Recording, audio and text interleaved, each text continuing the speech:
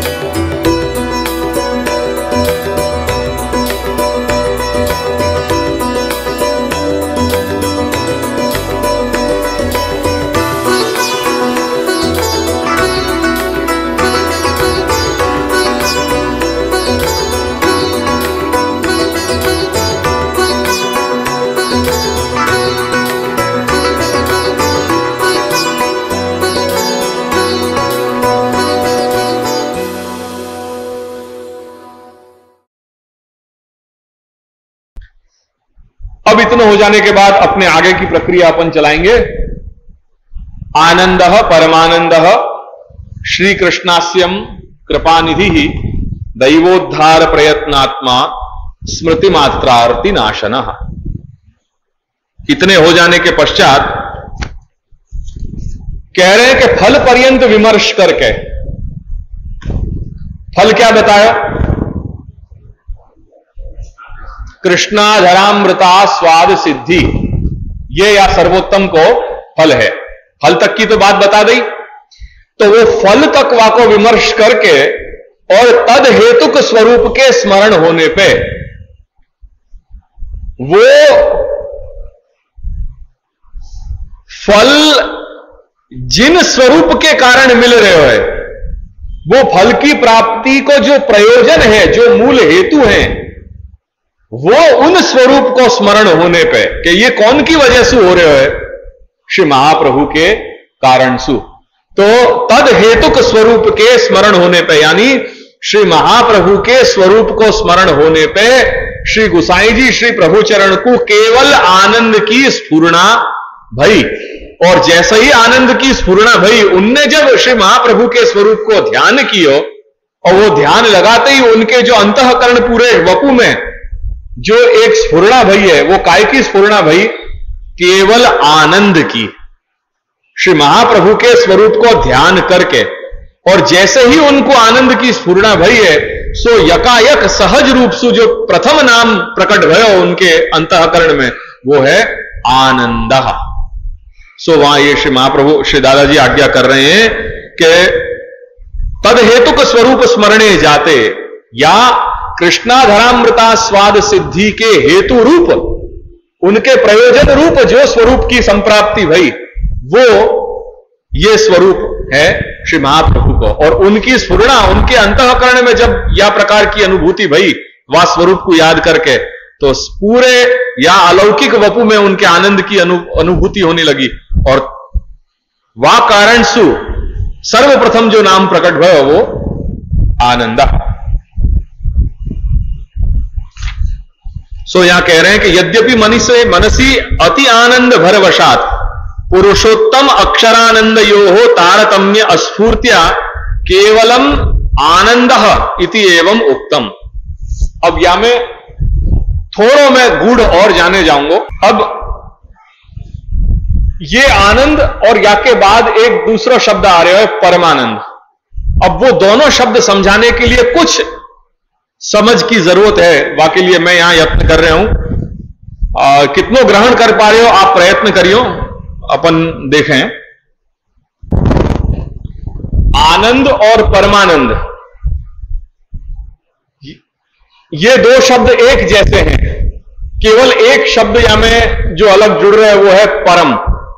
आनंद दोनों जगह है, आनंद और या तरफ आनंद है, वहां में एक शब्द जुड़ गया परम। तो एक आनंद है और एक परमानंद है। और जब ये दो शब्द अपन समझने बैठेंगे, माने क्या ख्याल में आ रहे हो? कुछ तारतम्य, कुछ तरतमता, कुछ गौण और कुछ मुख्य, या प्रकार की एक बात ये परम शब्द बता रहे हो। जैसे अपन आनंद कह रहे हैं और जब अपन परमानंद कह रहे हैं, माने अपने मस्तिष्क में, अपने समझ में क्या चीज हो रही है कि आनंद कुछ गौण है और परमानंद कुछ मुख्य है। कुछ अवधि, कुछ सीमा के अर्थ में यहां आनंद और परमानंद दोनों की व्याख्या करी जा रही है।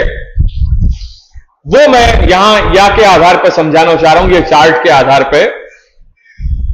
ये चार्ट में सबसे पहले ऊपर देखो, परब्रह्म, परमात्मा, परमेश्वर, भगवान पुरुषोत्तम सच्चिदानंद श्री कृष्ण। तत्व एक ही है, नाम श्री कृष्ण, पर इन नाम के अलग अलग ये पर्यायवाची नाम हैं। उनको परब्रह्म कह दो, या कृष्ण को परमात्मा कह दो, या श्री कृष्ण को परमेश्वर कह लो, या श्री कृष्ण को भगवान कह लो, या श्री कृष्ण को पुरुषोत्तम कह लो, या श्री कृष्ण को सच्चिदानंद कह दो। सब कृष्ण के ही पर्यायवाची नाम है। या हमें एक और लगा लो, परम काष्ठापन्न, फिर भी वो भी वही है। परम काष्ठा, काष्ठा नाम अवस्था, स्थिति, जो और आपन्न यानी प्राप्त। तो जो परम पद को प्राप्त है, या परम अवस्था को प्राप्त है, या परम स्थिति को प्राप्त है, जहां स्थिति के आगे कुछ नहीं है, जहां अवस्था के बाद कोई दूसरी अवस्था नहीं है, ऐसे परम अवस्था को जो प्राप्त होए, वो कौन? श्री कृष्ण। तो श्रुति आज्ञा कर रही है कि स एकाकी न रमते, स द्वितीयम ऐच्छत।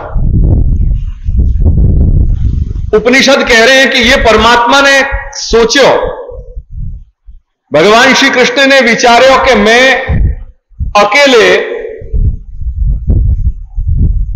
रमण नहीं कर सकूं, मुझको आनंद नहीं आ रहा है अकेले में। सो उनने ये इच्छा करी कि मैं दो बन जाऊं। ऐसी श्रुति, या पूरे सर्जन लीला के मूल की बात ये श्रुति समझा रही है। उपनिषद कह रहे हैं कि वो परमात्मा एक ही है, एको हम बहुश्याम। वो एक परमात्मा वाने ये विचार कियो कि मैं अनेक हो जाऊं। क्यों विचार कियो? कि वाकू कहीं आनंद नहीं आ रहे हो। तो ऐसी उपनिषद और श्रुति ये आज्ञा कर रही थी। हम एक दिन, मैं और सुम भाई, हमारे निरंतर वो प्रतिदिन के कमाटी बाग में हमारा जो सवेरे को मॉर्निंग वॉक हो है, वहां में जाते हमारे दोनों की कुछ ऐसी बातें चलती रहे हैं जो हम यहां पढ़े हैं, वहां को हम मंथन कभी यदा कदा कुछ बातें हमारी होती रहे। तो उनने यह बात वास्तव में कही कि ये यह बात पे कि कैसी अद्भुत क्रीड़ा है ये श्री प्रभु की, कि बड़े सहज भाव में उन्होंने कही कि परमात्मा को अकेले रमण करने, अकेले अकेले रहते भी वो बोर हो गए होंगे, उनको मजा नहीं आई होगी, तो उन्होंने ये परिकल्पना करी होगी कि मैं दो बन जाऊं।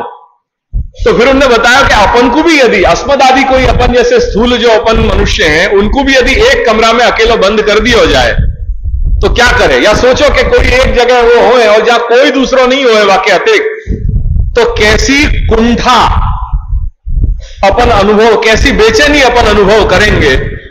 तो बड़े उनकी बाल सहज चेष्टा से उन्हें कही होगी कि कुछ ऐसी अनुभूति परमात्मा ने भी करी होगी कि वो अकेले अकेले भी बिल्कुल कुंठित हो गए होंगे कि ये अकेले अकेले क्या है, कुछ मजा नहीं है। सो विचार कियो क्या, हाँ वो ये बात थी कि अकेले अकेले चलने जाए तो कैसे, अगर साथ हुए तो अपन को जोश आवे वो चलने में।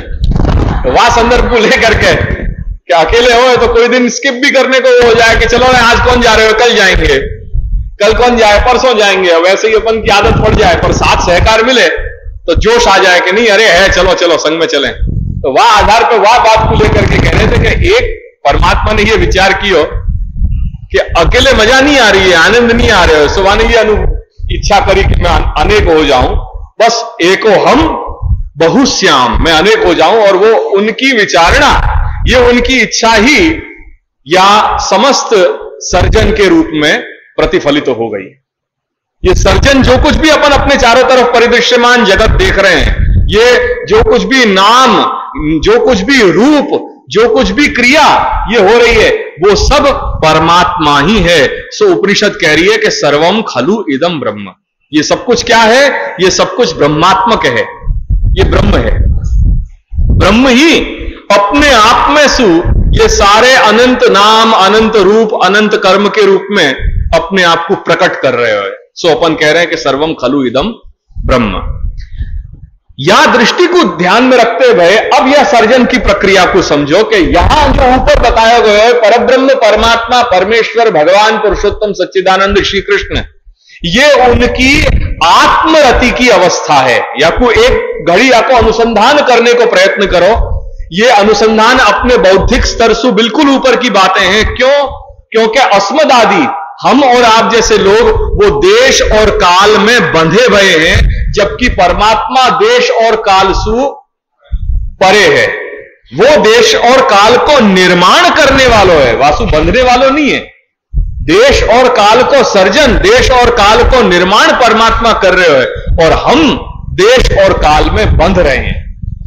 या हमारे ये परिस्थिति को या ये अवस्था को विचार भी अपने लिए शक्य नहीं है। तथापि एक बौद्धिक अनुसंधान के लिए अपन या चार्ट से समझने को प्रयत्न करें। तो ये जो ऊपर की अवस्था है वो परमात्मा की आत्मरति, जब सर्जन नहीं है तब की अवस्था है। ये नहीं है और है, ये भी हम अपने दृष्टि से कह रहे हैं। भगवान की दृष्टि से ये कुछ भी नहीं या है, ऐसा कुछ नहीं है। भगवान की दृष्टि से सब कुछ वर्तमान है, न कोई भूत है न कोई भविष्य है। प्रभु के लिए सब कुछ वर्तमान है। हमारे लिए हम ये कह रहे हैं कि भाई कल है तो आज है और कल होएगा। तो ये हम क्योंकि काल में बंधे हुए हैं, सो हम यह प्रकार के व्यवहार कर रहे हैं कि आज, कल और परसों। भगवान के लिए सब कुछ वर्तमान है, जैसे प्रत्यक्ष हो सारी लीला वह प्रकार से है।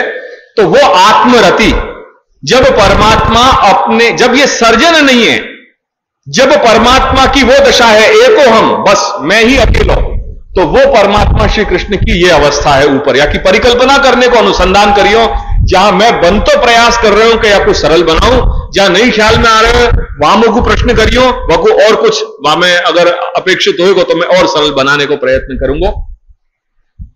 ये परमात्मा ने जब ये सोची कि मैं अनेक हो जाऊं, मैं दो हो जाऊं,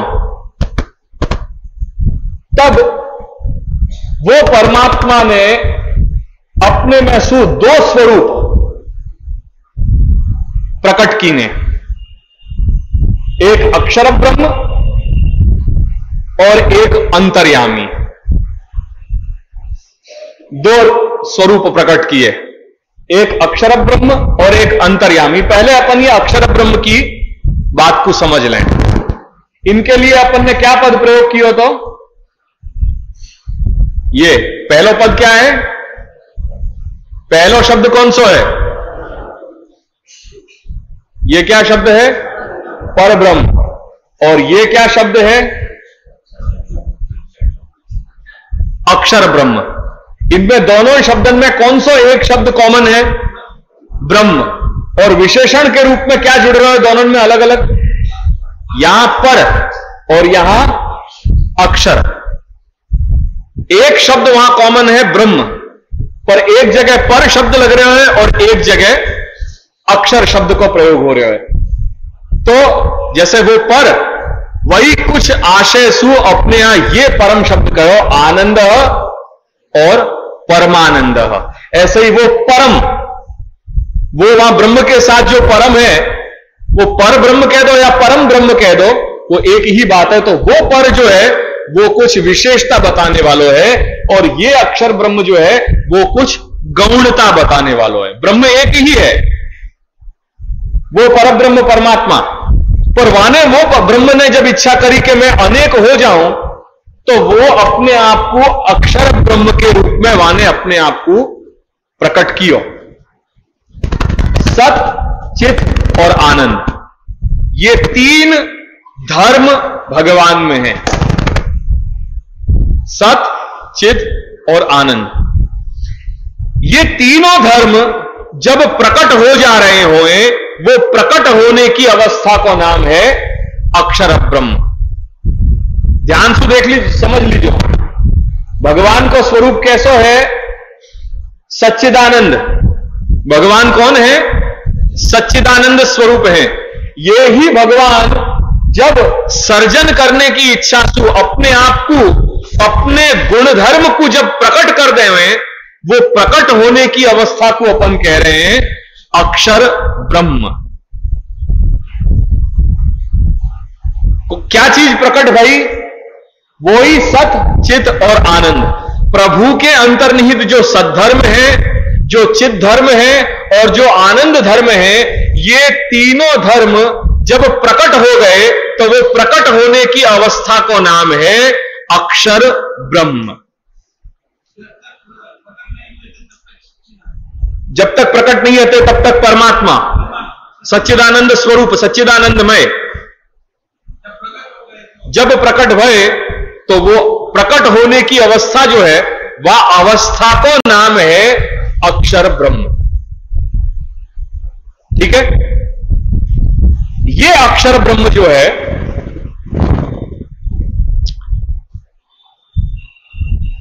वो पुनः फिर आगे चल के अपने आप को दो रूप में अभिव्यक्त करे है।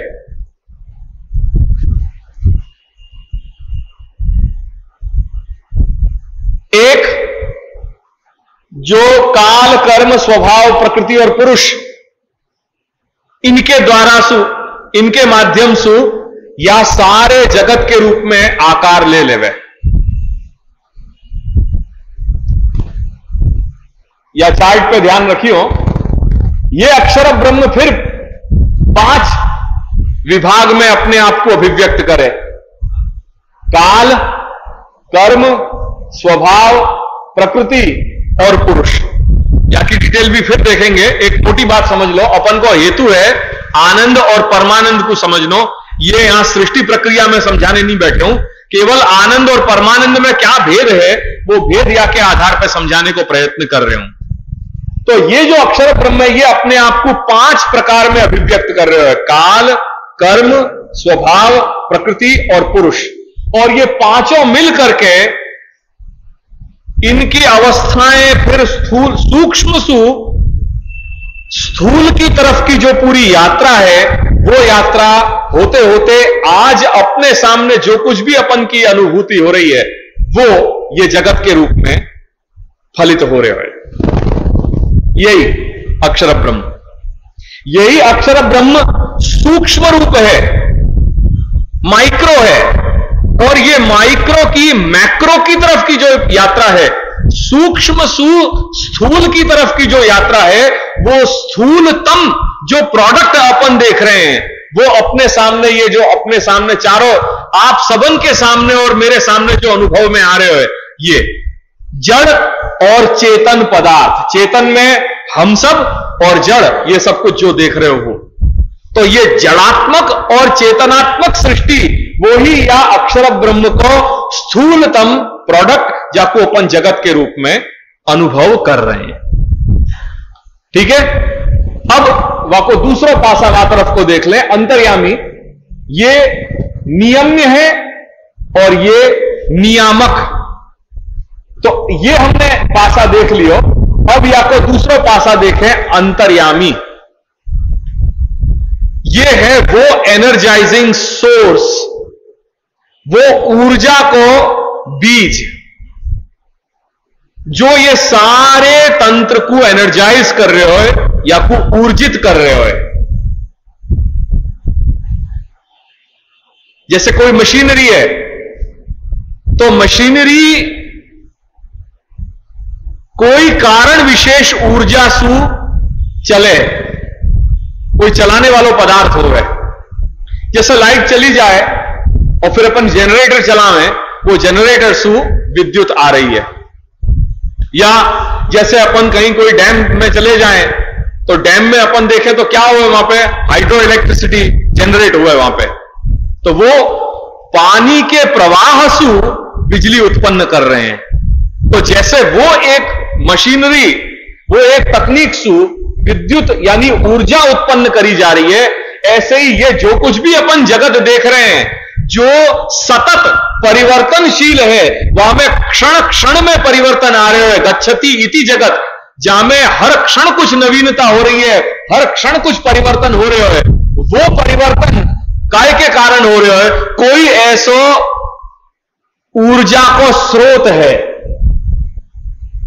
ऐसो अखंड ऊर्जा को स्रोत है, जाको अपन कह रहे हैं अंतर्यामी, जाको अपन कह रहे हैं नारायण, जाको अपन कह रहे हैं महानारायण। उनको यही चार्ट को यदि दूसरे दृष्टि से समझने को प्रयत्न करोगे तो भी देखें, परमात्मा और उनके दो भाग किए, एक नियम्य शाखा और एक नियामक शाखा, अक्षर ब्रह्म और अंतर्यामी, वाकु या रूप में अपन बहुत अच्छी तरह से समझ सकें। ये जो ऊपर आप देख रहे हो, ये यहां जो ऊपर स्वरूप है ये, और यहां जाके चारों तरफ कमल की पत्तियां बनाई हैं, बहुत हल्की आंची है, शायद दूर नहीं दिखेगो, पास में है जिनको दिख सकेगो। ये कमल जो है ये व्रज को स्वरूप है, और या व्रज के या व्रज में जो यहां प्रकट भय हैं, ये मूल अवतारी परब्रह्म, परमात्मा, परमेश्वर, भगवान सच्चिदानंद श्री कृष्ण, ये। और ये कमल में क्यों? निस्साधन फलात्मा प्रादुर्भूतोस्ति गोकुले, वो निस्साधन फल रूप हैं। सो उनने ये इच्छा करी कि मैं ये एक छोटी सी गोकुल में, सारे जगत को ईश होने के बावजूद मैं एक छोटी सी गोकुल में अपने मूल रूप में प्रकट हूं, वो भावना यहां बताई गई है। यानी जाने भी ये चित्र कियो है, वकू पुरुषः धन्यवाद है कि वाने ऐसे डिफिकल्ट कंसेप्ट को विजुलाइज करने को अपन को एक जो है अवसर प्रदान किया। ये बहुत वर्षों पहले, 20 वर्ष पहले मैंने नायना के अपना स्टडी रूम में, वहां उनने ये चित्र लगा के रखा था। तब से को यह चित्र के प्रति एक आकर्षण હતો, और यहां में मैंने ये पूरे सर्जन की जो क्रिया है, सर्जन की जो प्रक्रिया है, इंक्लूडिंग अक्षर ब्रह्म और समष्टि अंतर्यामी महानारायण, उनके सबके स्वरूप को और परब्रह्म के स्वरूप को एक ही चित्र में बताने को जो प्रयत्न है, बड़ा डिफिकल्ट कंसेप्ट है, फिर भी बहुत अच्छी तरह से उन्होंने प्रयत्न किया है। और कुछ ये जो चित्र जो हैं, इनको वास्तव में मेरे अनेक भूरिशः धन्यवाद है कि इनने ये यत्न किया है। अब ये जो किरण जो निकल रही है यहां चारों तरफ से, वो उनके महात्म्य को बताने वाली है। और यहां से देखो, ये किरण सु अब एक प्रकट भय स्वरूप, ये स्वरूप देख रहे हो चतुर्भुज, ये है महानारायण जो नियामक है, जिनको अपन शेषशाही कह रहे हैं, वो ये महानारायण जो कंट्रोलर डीटी हैं, जो ग्रॉस फिजिकल मैनिफेस्टेशन है, वह ग्रॉस फिजिकल मैनिफेस्टेशन को कंट्रोल करने वाला जो डीटी है, वो ये महानारायण शेषशाही, जो श्री प्रभु की एक प्रकार की शक्ति है। कई लोग इनको ही मान लें कि यही सब कुछ है, पर इनसु भी बड़े कौन है? ये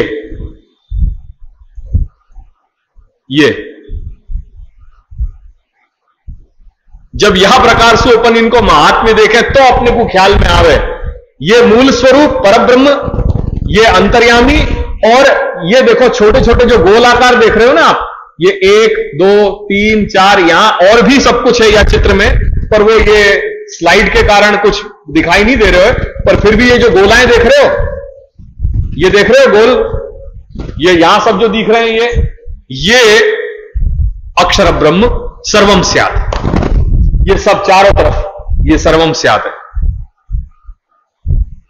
मनु भाई देख लीजिए आपको, अब आप देखो आपको, अब आपके बिल्कुल खांचा में बैठा हो या चीज को, वो परब्रह्म, ये महानारायण समष्टि अंतर्यामी, और ये चारों तरफ जो आप देख रहे हो ये गोलाएं, ये ग्रॉस फिजिकल मैनिफेस्टेशन, ये जो आपके चारों तरफ जो दिखाई दे रहे हो, वो सर्वम स्यात्, एकम सर्वम स्यात्, एकम तस्मात् विलक्षणम। तो ये तस्मात् विलक्षणम जो बीच में पढ़ रहे हैं, वो जो एक रूपत्वेन, श्रुति प्रतिपाद्यत्वेन, ज्ञानी उपास्यत्वेन, तन्मुक्ति स्थानत्वेन और पुरुषोत्तम अधिष्ठानत्वादि फिर विलक्षण।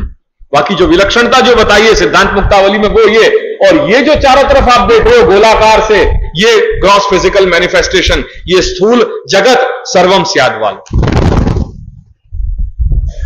अब आपको बिल्कुल या दृश्य या को मैं पुनः अगले शनिवार दिखाऊंगा, वहां में और क्लियरिटी आपको ध्यान में आएगी।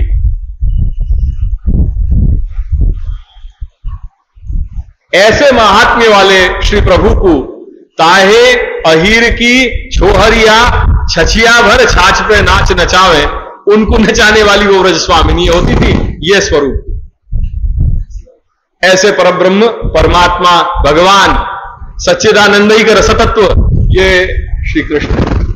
बहुत बढ़िया डिस्क्रिप्शन इनने की है। या ढंग से अपन या को पूरा एक साथ वो विजुलाइज करो तो वो जो ग्राफ है कि मूल आत्मरति की अवस्था, फिर वो एको हम, जब वह परमात्मा ने इच्छा करी कि मैं दो हो जाऊं, सो वो उनकी एक शाखा, वो अंतर्यामी जो नियामक है, वो या रूप में हो गई। और जो चारों तरफ अपन देख रहे हैं वो नियम्य शाखा अक्षर ब्रह्म, जो अपने आप को प्रकृति, पुरुष, काल, कर्म और स्वभाव या रूप में अपने आप को अभिव्यक्त कर रही है। सो ऐसा कुछ ऑर्डर, ये मूल तत्व जो है परमात्मा को, अवतारी को, वो सच्चिदानंद है। और ये ही जो सच्चिदानंद वपु है, ये ही इनके जो गुण धर्म है, सदंश चित धर्म और आनंद धर्म, ये ही अक्षर ब्रह्म में अभिव्यक्त हो रहे हैं। पर वो अभिव्यक्ति में जब 102 वो प्रकट कर रहे हो, तो वह प्रकट करने में कुछ अंश ऐसा है कि जो वो अपने आप अपने पास सीमित रख रहे हो। क्यों? क्योंकि अपन को वो तरतमता लानी है। आयो ख्याल में? क्या लानो है अपन को? अपन को मुख्य और गौण को भेद करना जरूरी है।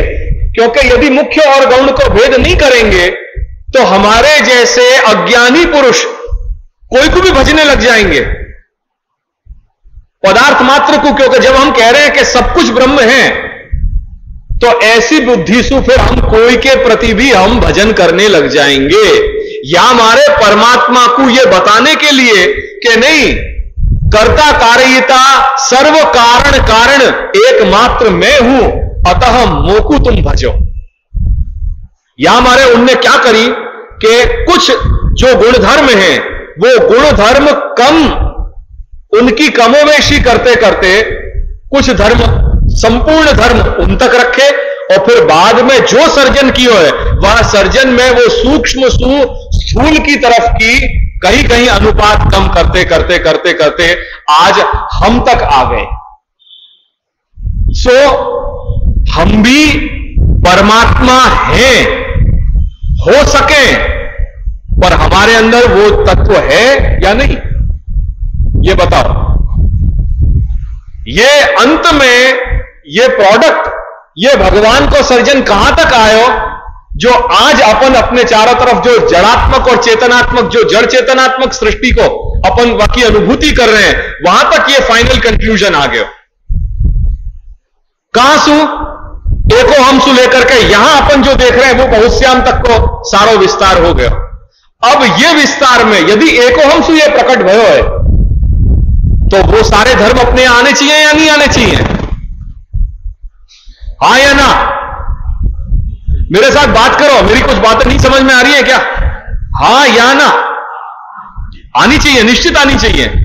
तो फिर वहां में क्या होगा कि हम जो वस्तु अपन को दिख रही है वह को अपन मानने लग जाएंगे, वह को अपन भजने लग जाएंगे। या हमारे परमात्मा ने कही कि नहीं, जब सब कुछ मेरे से ही प्रकट भयो है, कहीं ऐसा नहीं हो कि आप अपने अज्ञानता में कोई को भी कहीं भी कैसे भी अपने आप पूजने लग जाओ। सो वो पूर्णानंदत्व जीव को सहज स्वभाव है कि वो उत्तमोत्तम वस्तु के लिए यत्न करे। सो उत्तमोत्तम कौन है? परमात्मा, भगवान है। गीता में भगवान कह रहे हैं कि यस्मात् क्षरमति तो हम अक्षराद अपि च उत्तमः अतोस्मि लोके वेदे च प्रथितः पुरुषोत्तमः। क्योंकि मैं क्षर सु अतीत हूं, ये जो कुछ भी परिदृश्यमान जगत दिखाई दे रहा है, यासु मैं अतीत हूं, और अक्षराद अपि च उत्तमः, वासु भी मैं उत्तम हूं। या हमारे मेरी लोक में और वेद में पुरुषोत्तम के रूप में मेरी प्रसिद्धि है। सो जीव मात्र व पुरुषोत्तम के लिए यत्न कर रहे हो। सो सद्धर्म, चित धर्म और आनंद धर्म वह परमात्मा में है।